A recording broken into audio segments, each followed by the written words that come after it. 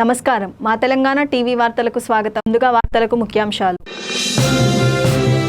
భక్తుల ఆధ్వర్యంలో లెక్కించిన ఆదాయాన్ని ఆలయ కమిటీ 78 రోజుల హుండీ ఆదాయం 25,61,569 రూపాయలు. ఎల్ఐసి కార్యాలయంలో విద్యుత్ షార్ట్ సర్క్యూట్, ఒక్కసారిగా భవనం మొత్తం పొగలు.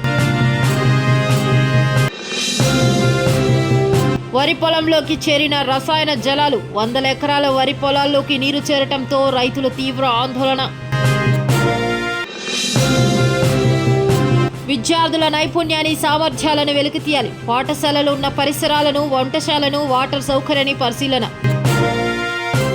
మేడ్చల్ పోలీస్ స్టేషన్ పరిధిలో అగ్ని ప్రమాదం చోటు చేసుకుంది. ఇక మేడ్చల్ పట్టణంలోని పోలీస్ స్టేషన్ పక్కన ఉన్న ఎల్ఐసి కార్యాలయంలో విద్యుత్ షార్ట్ సర్క్యూట్ వల్ల ఒక్కసారిగా భవనం మొత్తం పొగలు కమ్ముకున్నాయి. సంఘటన స్థలానికి ఫైర్ ఇంజిన్ చేరుకుని మంటలార్పై ఈ కార్యాలయంలో ఉన్నటువంటి ఫైల్స్, ఫర్నిచర్ పూర్తిగా దగ్ధమయ్యాయి. దీంతో ఆ భవనంలో ఉన్న నివాసితులు కాసేపు భయాందోళనకు గురయ్యారు.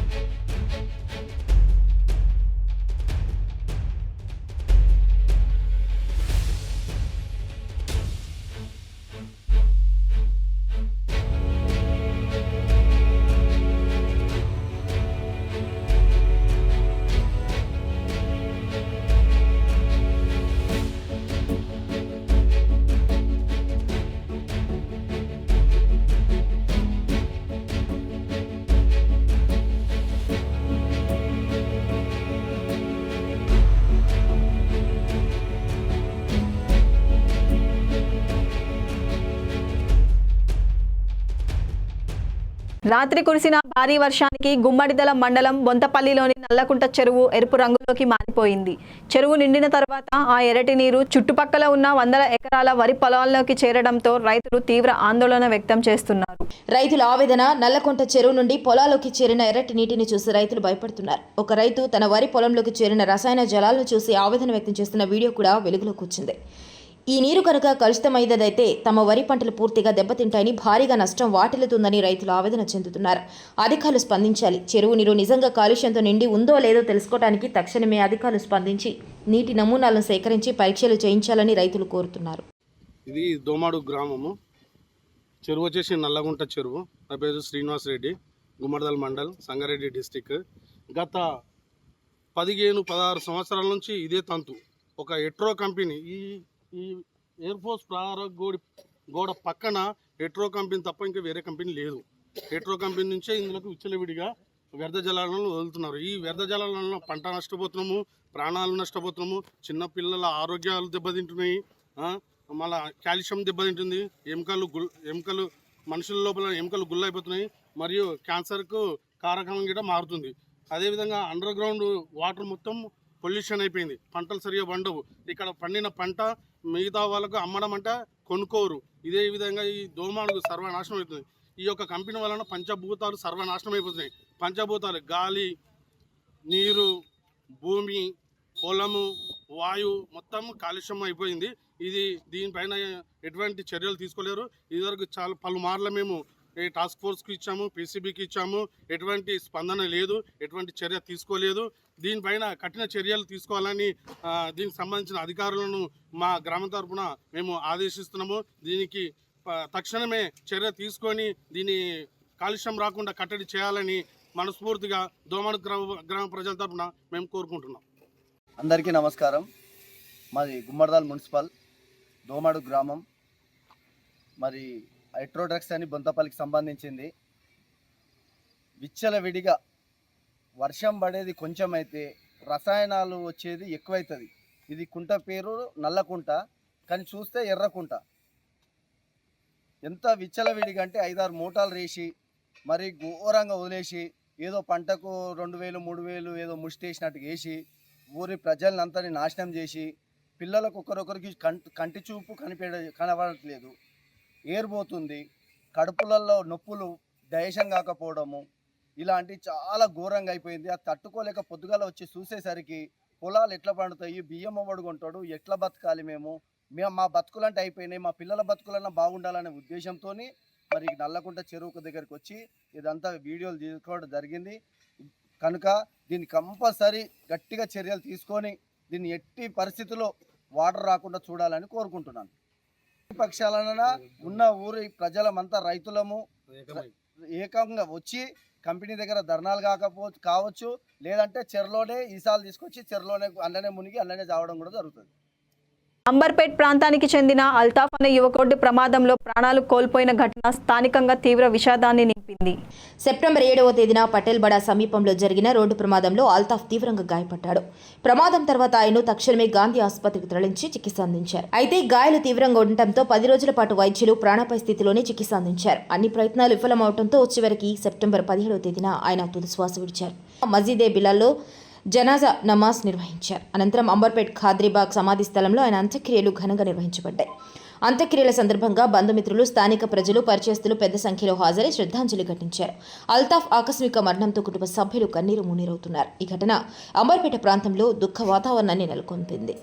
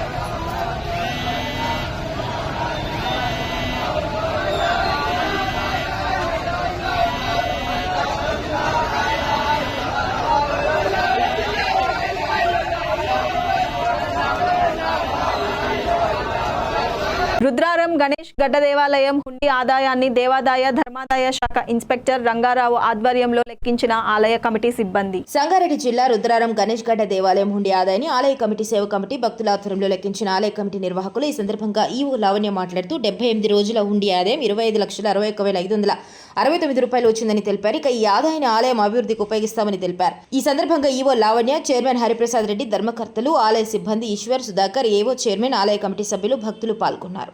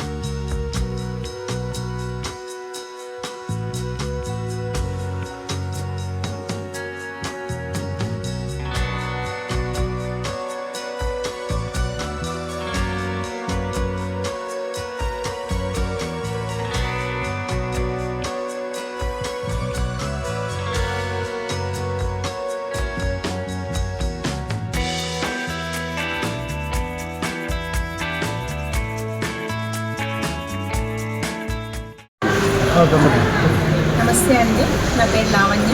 నేను శ్రీ గణేష్ దేవస్థానం గుజరాత్ కార్యనిర్వహణాధికారి. ఈరోజు గణేష్ దేవస్థానంలో కుండీల లెక్కింపు కార్యక్రమం జరిగింది. ఇటు కార్యక్రమంలో మా చైర్మన్ హరిప్రసాద్ రెడ్డి గారు, మా ధర్మకర్తల మండలి సభ్యులు, దేవాదాయ శాఖ ఇన్స్పెక్టర్ రంగారావు గారు వారి పర్యవేక్షణలో ఈరోజు హుండీ లెక్కింపు కార్యక్రమం జరిగింది. ఇందులో అనేక మంది భక్తులు, గ్రామ పెద్దలు, సేవా సమితి, గ్రామ ప్రజలు అందరూ కూడా పాల్గొన్నారు. ఇది 78 రోజుల నోట్లు 23,04,086 రూపాయలు నమోదైంది. తర్వాత కాయిన్స్ వచ్చేసి 1,42,626 రూపాయలు నమోదైంది. మొత్తం కలిపి 24,46,712 రూపాయలు. అన్నదానం నుండి సపరేట్గా లెక్కించడం జరిగింది. దానికి గాను 1,14,855 రూపాయలు నమోదైంది. ఈ 70 రోజుల హుండీ ఆదాయం వచ్చేసి 25,61,569 రూపాయలుగా నమోదైంది. ఈసారి గణనీయంగా గత హుండీ లెక్కింపుతో పోల్చుకుంటే ఈసారి గణనీయంగా హుండీ లెక్కింపు జరిగింది. బాగా పెరిగింది కూడా, భారీగా నమోదు చేసుకుంది. Thank you. ఈరోజు హుండీ లెక్కింపడం జరిగింది. 78 రోజులకు గాను 25,669 రూపాయలు రావడం జరిగింది. ఎంతో సంతోషకరంగా ఉంది. ఇంతకుముందు 100 రోజులకు 8 లక్షల వరకు హుండీ ఆదాయం జరిగింది. ఈ డబ్బునంతా దేవాలయ అభివృద్ధికి ఉపయోగిస్తామని చెప్పడం జరుగుతుంది. ధన్యవాదాలు. నర్సాపూర్లో ఇసుక బజార్ ప్రారంభించిన కార్మిక శాఖ మంత్రి శ్రీ వివేక్ వెంకటస్వామి గారు. నర్సాపురం ఇందిరమ్మ ఇండ్లు నిర్మించుకున్న లబ్ధిదారులకు ప్రభుత్వం సరసమైన ధరలకే లబ్ధిదారులకు ఇసుకను అందించడం జరుగుతుందని కార్మిక శాఖ మంత్రి శ్రీ వివేక్ వెంకటస్వామి అన్నారు. ఇందిరమ్మ ఇళ్ల లబ్ధిదారులకు ఆర్థిక భారాన్ని తగ్గించేందుకు రాష్ట్ర ప్రభుత్వ ఆదేశాల మేరకు టీజీఎండీసీ ఆధ్వర్యంలో నర్సాపూర్ మండలం మార్కెట్ కమిటీ ఆధ్వర్యంలో ఏర్పాటు చేసిన ఇసుక బజార్ను బుధవారం జిల్లా ఇన్ఛార్జి మంత్రివర్యులు వివేక్ వెంకటస్వామి ప్రారంభించారు. బుధవారం నర్సాపూర్ పట్టణంలోని మార్కెట్ యార్డులో శాండ్ బజార్ వైకుంఠధామ ప్రారంభోత్సవానికి మంత్రి ముఖ్య అతిథిగా హాజరై ప్రారంభించారు. ఈ సందర్భంగా ఏర్పాటు చేసిన సమావేశంలో ప్రజలను ఉద్దేశించి ఆయన మాట్లాడుతూ ఇందిరమ్మ ఇండ్లు నిర్మించుకుంటున్న లబ్ధిదారులకు ఉచితంగా ఇసుకను అందించడం జరుగుతుందన్నారు. లబ్ధిదారులు కేవలం నల్గొండ నుంచి వస్తున్న ఇసుకకు 1 మెట్రిక్ టన్నుకు రవాణా ఛార్జీ కింద 1,200 రూపాయలు చెల్లించి గ్రామ కార్యదర్శి ద్వారా టోకెన్ తీసుకొని వస్తే ఇసుకను ఇవ్వడం జరుగుతుందన్నారు. ఇసుక మాఫియాను తొలగించాలన్నదే ముఖ్యమంత్రి రేవంత్ రెడ్డి ధ్యేయమని ఆయన తెలిపారు. మెదక్ జిల్లాకు 10,000 ఇందిరమ్మ ఇండ్లు మంజూరయ్యాయని, ప్రస్తుతం 32-40% ఇండ్ల నిర్మాణ పనులు జరుగుతున్నాయని ఆయన తెలిపారు.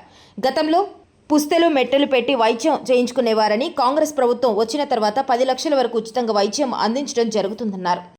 చాలా చోట్ల కూడా 30 to 40% వరకు లబ్ధిదారులందరూ బేస్మెంట్ వరకు కొని ₹1,00,000 కూడా వాళ్ళ అకౌంట్లో రావడం జరిగింది. ఇందిరమ్మ ఇల్లు ఇస్తే సరిపోదు, వీళ్ళందరికీ 200 యూనిట్లు ఫ్రీ కరెంట్ ఇప్పించాలి. విద్యలో వీళ్ళకు మంచి స్కూల్, ఇక్కడ ఈ ప్రాంతంలో యంగ్ ఇండియా ఇంటిగ్రేటెడ్ స్కూల్ ఒక 200 కోట్లతోని స్కూల్ కూడా, దీనికి ఇనాగ్రేషన్ కూడా అంటే పనులు స్టార్ట్ చేయడానికి రాష్ట్ర ప్రభుత్వం ఆల్రెడీ ఆమోదం ఇవ్వడం జరిగింది. 8 లక్షల కోట్ల రూపాయలు, 8 లక్షల కోట్ల అప్పు ఈ టీఆర్ఎస్ ప్రభుత్వం ఆ రోజులలో చేయడం జరిగింది. ఇవన్నీ ఉన్నప్పటికీ కూడా ముఖ్యమంత్రి రేవంత్ రెడ్డి గారు లేదు, మనం ప్రజలకు మాట ఇచ్చినాము, గ్యారంటీలు అమలు చేయాలి, దాంతోపాటు 10 సంవత్సరాలు మనకు రేషన్ కార్డు రాకుంటే మనకు రేషన్ కార్డు కూడా ఇప్పించడం జరిగింది. వచ్చినట్లయితే ఎక్కువ కాస్ట్ పడతా ఉందనేది కూడా ప్రభుత్వం గుర్తించి మరి ప్రతి జిల్లాలోనూ అదేవిధంగా ప్రతి నియోజకవర్గంలో కూడా ఈ శాండ్ బజార్స్ ఏర్పాటు చేయడం జరిగింది. మరి ఈరోజు నర్సాపూర్ నియోజకవర్గంలో మనం శాండ్ బజార్ కూడా ఇక్కడ గౌరవ మంత్రివర్యులు గారి చేతుల మీద ప్రారంభించుకోవడం జరిగింది. మరి దీంట్లో ఏంటంటే ఈ రోజు నుంచి ఎవరెవరైతే ఇందిరమ్మ లబ్ధిదారులు ఉంటారో మరి వాళ్ళకు పంచాయత్ సెక్రటరీస్ టోకెన్ రూపంలో వాళ్ళకి ఎన్ని మెట్రిక్ టన్ల వాళ్ళకి శాండ్ అవసరం ఉంటుందో వాళ్ళకి టోకెన్ ఇవ్వడం జరుగుతుంది. ఆ టోకెన్ బేసిస్ మీద వాళ్ళు ఆన్లైన్లో బుక్ చేసుకొని ఇక్కడ వచ్చినట్టయితే మనం ఇక్కడ నుంచి కూడా వాళ్ళకి ఈ శాండ్ అనేది కూడా వాళ్ళకి ఇవ్వడం జరుగుతుంది. సో ఇది మనకి ఇప్పుడు వస్తుంది. ఇప్పుడు ప్రస్తుతానికి ఇది నల్గొండ నుంచి మనకి రావడం జరిగింది. సో మనకి ఇందిరమ్మ లబ్ధిదారులకు మనకి ఫ్రీగా శాండ్ మనం ఇవ్వడం జరుగుతుంది. వాళ్ళు ఏంటంటే ట్రాన్స్పోర్టేషన్ కాస్ట్ మాత్రం కలెక్ట్ చేయడం జరుగుతుంది. స్వచ్ఛతా హీ సేవ 2025 పక్షోత్సవాలలో భాగంగా బచ్చన్నపేట మండల కేంద్రంలో నిర్వహించిన స్వచ్ఛతా హీ సేవ కార్యక్రమాల్లో ముఖ్య అతిథిగా ఇన్ఛార్జ్ కలెక్టర్ పింకేష్ కుమార్ పాల్గొన్నారు. ఈ సందర్భంగా ఇన్ఛార్జి కలెక్టర్ బచ్చన్నపేట ప్రధాన కూడలిలో విద్యార్థులు, మహిళా సంఘ సభ్యులు, గ్రామ ప్రజల చేత మానవహారం ర్యాలీ, స్వచ్ఛ ప్రతిజ్ఞ నిర్వహించి తదనంతరం జిల్లా పరిషత్ హైస్కూల్లో సుమారు 600 మందితో శ్రమదానం కార్యక్రమం నిర్వహించారు. ఈ సందర్భంగా ఇన్ఛార్జి కలెక్టర్ పింకేష్ కుమార్ మాట్లాడుతూ స్వచ్ఛతయే మన నినాదం, ఆరోగ్యమే అన్నిటికన్నా ప్రధానమని అన్నారు. అందుకు ప్రతి ఒక్కరూ స్వచ్ఛత పాటించాలని, పరిసరాలు పరిశుభ్రంగా ఉంచుకోవాలని పిలుపునిచ్చారు. పాఠశాలలో స్వచ్ఛతపై నిర్వహించిన రంగోలీ, చిత్రలేఖనం పోటీలను తిలకించి విజేతలకి బహుమతులు ప్రదానం చేశారు. ఈ కార్యక్రమంలో DPO Swarupa, DC, SBM Karnakar, MPTO, MPO Mallikarjun తదితరులు పాల్గొన్నారు.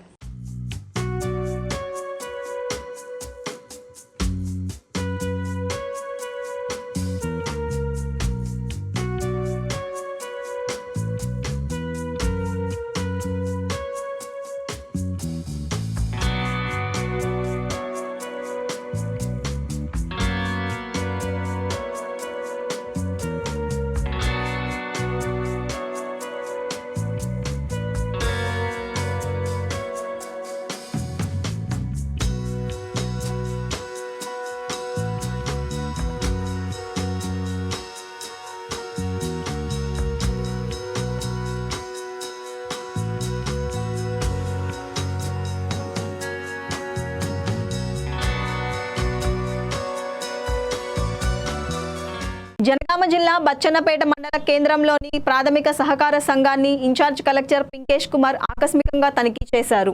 భౌతిక నిల్వలతో పాటు స్టాక్ రిజిస్టర్, రైతువారీ సేల్ రిజిస్టర్స్ ఇన్ఛార్జ్ కలెక్టర్ పరిశీలించారు. క్రౌడ్ కాకుండా రైతులకు ఇబ్బందులు తలెత్తకుండా సక్రమంగా యూరియా పంపిణీ చేయాలన్నారు.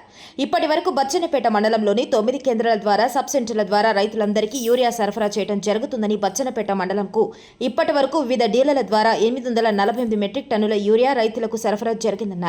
ఈ సెప్టెంబర్ మాసానికి గాను బచ్చన్నపేట మండలానికి 270 మెట్రిక్ టన్నుల యూరియా, అవసరానికి గాను ఇప్పటి వరకు 198 మెట్రిక్ టన్నుల యూరియా అయిందన్నారు. అనంతరం ఎంపీటీఓ కార్యాలయాన్ని ఇన్ఛార్జ్ కలెక్టర్ పింకేష్ కుమార్ సందర్శించి ప్రధానమంత్రి ఆవాస్ యోజన గ్రామీణ్, ఇందిరమ్మ ఇళ్ల గురించి సంబంధిత అధికారులతో సమీక్షించి వేగవంతం చేయాలని ఆదేశించారు. ఈ కార్యక్రమంలో డిపిఓ స్వరూప, మండల వ్యవసాయ అధికారి, ఏఈఓలు పాల్గొన్నారు.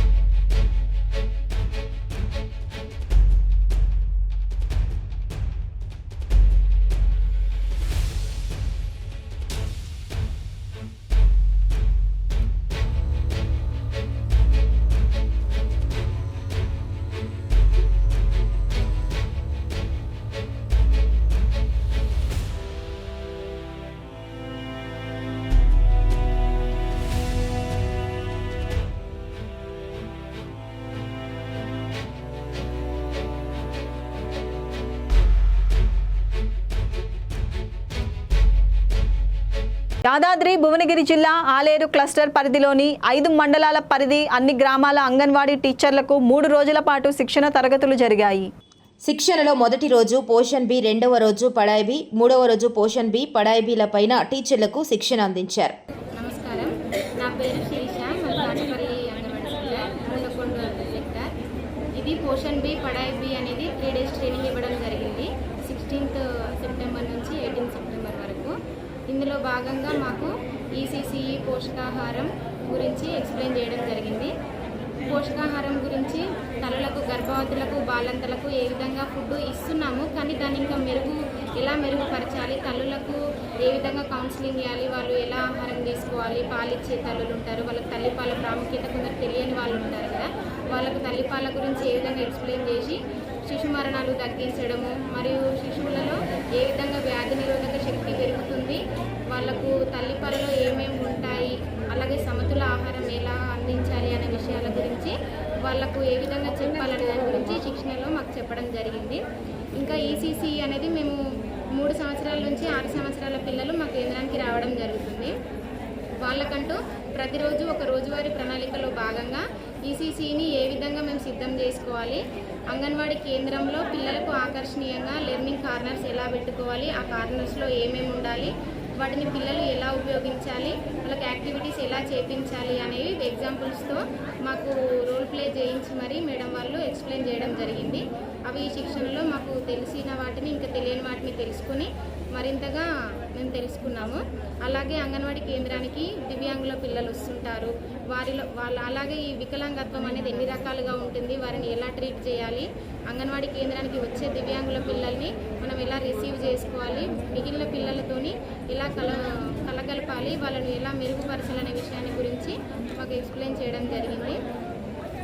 ఇంకా గృహ సందర్శనలు ఉంటాయి మాకు. గృహ సందర్శనలో మనం ఏ విధంగా తల్లుల పిల్లల ఇంటికి గృహ సందర్శనలకు వెళ్ళాలి, అక్కడ ఏమేమి అంశాల గురించి చర్చించాలి, ఏమేమి అంశాల గురించి చర్చించకూడదు అనే విషయాల గురించి చెప్పడం జరిగింది. సమతుల ఆహారంలో నా పేరు స్వరాజ్యం రేఖల, సిడిపిఓ ఐసిడిఎస్ ప్రాజెక్ట్ ఆలేరుగా పనిచేస్తున్నాను. ఐసిడిఎస్ ప్రాజెక్టు ఆలేరు పరిధిలో 5 మండలాలు వస్తాయి. ఆలేరు, యాదగిరిగుట్ట, రాజాపేట, తుర్కపల్లి మరియు మోటకొండూరు మండళ్ళు. ఈ 5 మండలాల అంగన్వాడీ టీచర్లకు 3 రోజుల శిక్షణ కార్యక్రమం అనేది నిర్వహించడం జరిగింది. అది 16 నుంచి 18వ తారీఖు వరకు 3 రోజుల కార్యక్రమం నిర్వహించడం జరిగింది. ఇది అంగన్వాడీ వ్యవస్థ అనేది సెంట్రల్ గవర్నమెంట్ ప్రోగ్రాం కాబట్టి పోషన్ బి పడాయి బి అనే కార్యక్రమం పైన 3 రోజులకు అంగన్వాడీ టీచర్లకు శిక్షణ కార్యక్రమంలో పాల్గొన్నారు. అయితే మొదటి రోజుగా పడాయి బి మీద, రెండవ రోజుగా పోషన్ బి మీద, మూడవ రోజు పోషన్ బి పడాయి బి మీద అనే అంశాలపైన మనం శిక్షణ కార్యక్రమం నిర్వహించడం జరిగింది. పోషన్ పడాయి బిలో మొదటి రోజు పిల్లల యొక్క అభివృద్ధి దశలు, అదేవిధంగా నవచేతన ఆదర్శీల అనే అంశాలు. అంటే నవచేతన 0 నుంచి 3 సంవత్సరాల పిల్లల్లో ప్రేరణ ఎలా కలిగించాలి, 3 నుంచి 6 సంవత్సరాల పిల్లల్లో ప్రాముఖ్యత, పిల్లల్లో ప్రేరణ గురించి, పూర్వ ప్రాథమిక విద్య గురించి తెలియజేయడం జరిగింది. అదేవిధంగా పిల్లల్లో అభివృద్ధి దశలు ఉంటాయి, ఆ దశల గురించి వివరించడం జరిగింది. అదేవిధంగా అంగన్వాడీ కేంద్రంలో పూర్వ ప్రాథమిక విద్య కోసం ఆటపాటల ద్వారా విద్య ఎలా నిర్వహించాలి అనే అంశాలపైన చర్చించడం జరిగింది. అదేవిధంగా ఆటపాటల ద్వారా విద్య అనే కార్యక్రమాన్ని వారం వారీగా ఎలా ప్రణాళిక చేసుకోవాలి, పిల్లల్లో విద్య ఎలా బోధించాలనే అంశాలు చర్చించడం జరిగింది. రెండవ రోజు కార్యక్రమంలో పోషన్ బి అనే కార్యక్రమం మీద జరిగింది. అంటే మొత్తం పోషకాహారం గురించి కమ్యూనిటీలో శామ్యామ్ పిల్లల్ని, అంటే సివియర్లీ అక్యూట్ మాల్నరిషన్, మోడరేట్లీ అక్యూట్ మాల్నరిషన్ అనే పిల్లలు బక్కపలిచదనంలో ఉంటారు. వీళ్ళను ఎలా మానిటరింగ్ చేయాలి, వాళ్ళను ఎలా నార్మల్గా తీసుకురావాలనే అంశాలపై చర్చించడం జరిగింది. అదేవిధంగా పోషకాహారం అనేదే కాకుండా పోషకాహారంతో పాటు పరిసరాల పరిశుభ్రత, తర్వాత మంచినీరు అనే అంశాలపైన కూడా వాళ్ళకు చర్చించడం జరిగింది.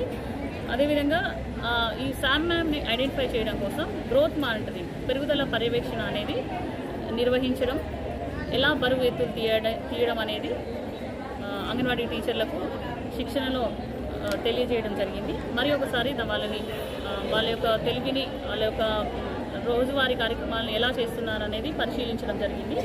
అదేవిధంగా ఈ శామ్యామ్ మేనేజ్మెంట్ని మనం నిర్వహించేటప్పుడు సమాజం యొక్క పాత్ర ఎలా ఉంది, వాళ్ళని ఎలా ఇన్వాల్వ్ చేయాలి, వాళ్ళని నార్మల్గా తీసుకురావడానికి తల్లిదండ్రులు, సమాజం ఎలా వాళ్ళ నుంచి ఎలా సహకారం తీసుకోవాలి అనే అంశాలను చర్చించడం జరిగింది.